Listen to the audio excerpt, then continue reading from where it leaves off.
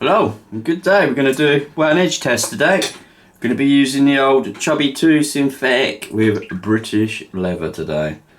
How are we all? I've got this Puma 19 razor. It is not the best of lookers anymore, but it serves its job. It's a Puma. It's one of the older Pumas as far as I can tell. It's got horn scales, which I believe some of the earlier sort of Puma scales had. It's a Puma 19, and I did like a scale repair on it. I don't know how clear it's going to come across on here. I glued it, I micropeened it, and I even put like a little, well, brass strap in, I'm going to call it, because I don't know what else to call it. It started, the glue, I probably need to use a different glue next time with horns, so I'm thinking we should have used a super glue type of glue. The problem here in the UK is they've made super glue, well, basically a bit crap. It don't go off as quick as it used to and everything, because people were sticking their hands together. Lo and behold, you know. But it started opening up, so I thought, well, I better try something else, and I've been wanting to do this little strap thing, and I've got some ideas with that when I next get a broken sort of pivot end. And to be fair, like, it was really open, so you're talking the crack come all the way down to the edge, right over here. Like, it really did come to the edge, come right up here, right through the middle and out here, and at the top you're talking, it's like a 4mm gap. I'll see if I can't put a photo of it actually somewhere, splice a photo in just there. Yeah, so I've been after Puma for ages. I've had lots of Pumas come through me, but I've never had one that I really wanted to keep, because I wanted a stabiliserless, and I wanted it to be over 20mm, and I wanted it to be one of the older Pumas, we'll call it. And I think it ticks all the boxes. It definitely ticks two of them anyway. I can't really confirm the age, because I don't really think nearly anybody can really, because they're a bit of a mystery within themselves, Pumas. But every single one I've ever honed has pop tears like a maniac. This Puma 19's training, I was just going to say training partner, honing partner, was J. Hengel's Free Doors 72.5 with a nice round toe on it because of the half. And I can say that steel was if as hard, and if not as hard as the stainless steel. So it goes to show, like, I had to bread knife that a little bit. It had a frown and everything. I did do a post on a forum about it. Had a bit of a frown on, took a little bit away from more the hillside via bread knifing, and then got to work on the 1000 grit, forming a new bevel. It's a tiny bit lacking on the toe, a tiny bit, but I think it's going to be alright still. And that isn't just my optimism creeping in again. I've gone back to the level 5 J-nap with that as well, purely because I needed my confidence back a little bit. Partly kidding, partly not. But I thought I'd better go back to an old faithful and just put a decent edge on something.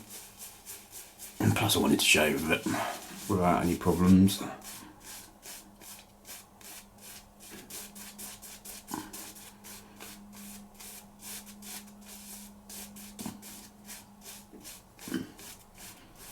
Lathered up nice, old British leather.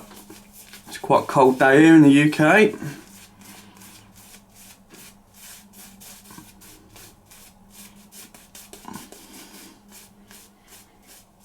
I've done my first sort of voiceover edited video today with a microscope sort of imagery, and then talking over it to do with the Freador, because that Freador 72.5 comes with a pure convex edge, and it's the first one since I got a microscope and a little bit more set up with me editing and everything that well, I could do a video on basically. So I've had lots of convex edges over the years, and most of them have come from barbers. I can't confirm where this one come from, but well, no, it didn't actually, sorry, because it come from a gent who sent it in. Oh yeah, that is more like it, you see. I've been used to a bit hit and miss edges at the moment because I've been testing that new stone, but Old Faithful strikes again. That's only gone up to an 8,000 and onto the J-Nat. I did a really light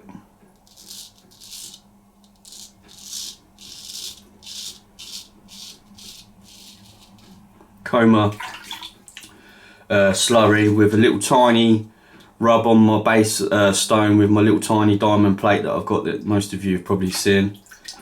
Just to more activate the top really, but then just mix the Coma up with the base grit a bit. Yeah, and just went all the way from a bit of slurry to clean and carried on for a bit.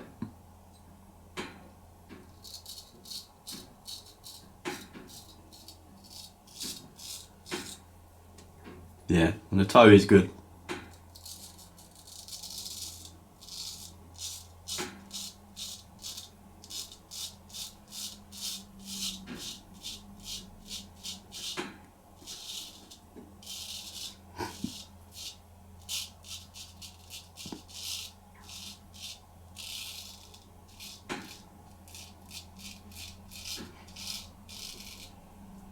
You can see why people talk of Pumas in a good way.